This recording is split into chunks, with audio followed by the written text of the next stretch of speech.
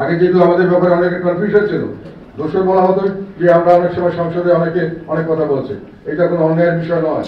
আপনাদের মনে রাখতে হবে, সংসদ সদস্য নির্বাচিত হয়ে এখন যখন কেউ সংসদে বসে, সাধারণ জনগণের তাদের কাছে অনেক ধরনের প্রত্যাশা থাকে, তারা অনেক কিছু চায়।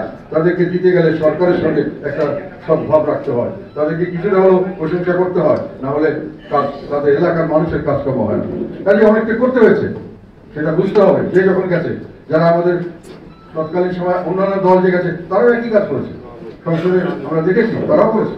আমাদের দল হয়তো যেহেতু আমরা প্রভিনেন্ট দল ছিলাম, সেটা চোখে পড়েছে বেশি, বা আমরা সেখানে একটা সংসদে একটা ভালো অবস্থানে ছিলাম সেই হিসাবে তাদের। বাট এখন যেটা এসছে সেটা হলো আমাদের রাজনীতি এখন অনেক স্বচ্ছ পরিষ্কার হয়েছে। আমরা এখন দেখাতে সক্ষম হয়েছি যে আমরা জনগণের সঙ্গে ছিলাম, এখনো জনগণের সঙ্গে আছি এবং ভবিষ্যতেও জনগণের সঙ্গে থাকবো। এটা দেখানোর এখন একটা সময় এসছে, সুযোগ এসছে। আমাদের রাজনীতি এখন অনেক স্বচ্ছ রাজনীতি হওয়ার সুযোগ এসছে, যে আমরা কোথায় আছি, কোথায় ছিলাম, কোথায় যাব, এটা এখন মানুষের দেখতে চায় এবং আমরা দেখাতে পারবো।